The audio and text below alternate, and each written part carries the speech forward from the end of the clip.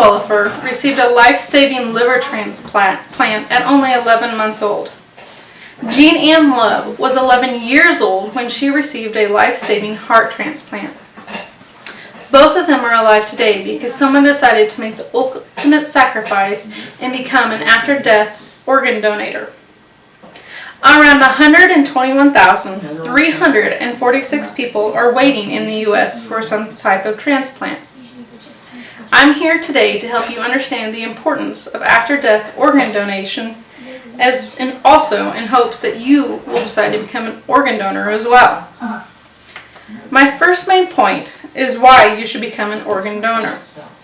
According to www.organdonor.com and www.organtransplant.org, one person can save up to 8 lives by donating.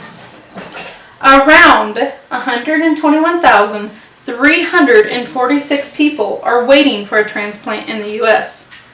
This number changes daily because someone is added every 10 minutes to this list.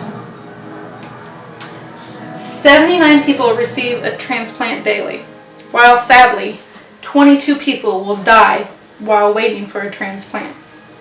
In 2014, there were 29,532 transplants successfully done. Next is types of deaths for donations. Organs, tissues, and corneas are all able to be donated. How a person dies determines what and if anything can be donated. There are 2 types of deaths: brain death and cardiac death. Brain death is considered when irreversible loss of clinical function of the brain, including the brainstem, occurs. Cardiac death is when brain function has been determined to be incompatible with life and it doesn't meet the criteria for brain death. Both deaths include lots of testing. While this testing occurs to determine the eligibility of donation, the heart is kept beating, and so blood and oxygen is still flowing. The person looks alive until the transplant can occur. Most cases, people have suffered fatal head injury from car accidents, strokes, and even brain aneurysms. Moving on to the process. www.core.org says hospitals are to report each death to CORE. CORE is the Center for Organ Recovery and Education. CORE reviews potential donors' medical history and what and if anything can be donated. The first thing that must happen is family.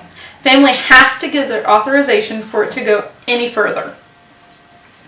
Information is given for the organs that are available and a list of all the waiting patients to the CORE coordinator. A computer matches up the donated organs to patients, and once a match has been found, the CORE coordinator will go and contact the patient's surgeon. The patient's surgeon either accepts or denies the organ. If for some reason, like they are not healthy enough and wouldn't survive the surgery itself, and the surgeon denies the organ, it then moves on to the next patient. Next, how to become a donor. According to organstransplant.org, the first step is getting a donor card. A donor card is a card that you carry around in your wallet or your purse. It has your signature on it and it states that you are an organ donor. Next is notifying family and friends. This is a huge, important decision and shouldn't be taken lightly. You can also help encourage your family and friends to become a donor as well. And finally is checking your state's registry. Some states just have you put it on your driver's license. Other states actually have you sign an organ registry. My final point is how you can help. www.core.org suggests you learn the facts about organ donation. Learn as many facts as you can to help you make this decision. It shouldn't be taken lightly, and there's many things that you can know and learn from it. By also signing up to become a donor yourself. And finally, supporting local organizations and events. Even speaking with people who have received life-saving transplants can really influence your decision on becoming an organ donor. In conclusion, Braden received a liver transplant that saved his life. Jane Ann received a heart transplant. These two were given the ultimate gift.